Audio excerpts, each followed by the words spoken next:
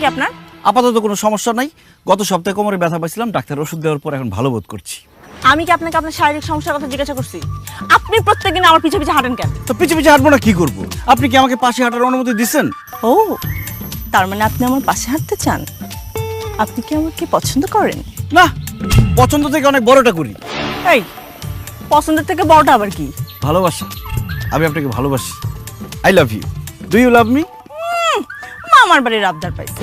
আইসা আমাকে বলছে যে আমি আপনাকে ভালোবাসি, আর সাথে সাথে আমি এখন বলে দেবো হ্যাঁ আমিও আপনাকে ভালোবাসি। আই, কি করেন আপনি? আপাতত তোমাকে ভালোবাসি। তোমাকে পড়ানো শেষ হলে জীবিকা নির্বাহের জন্য কিছু একটা করব।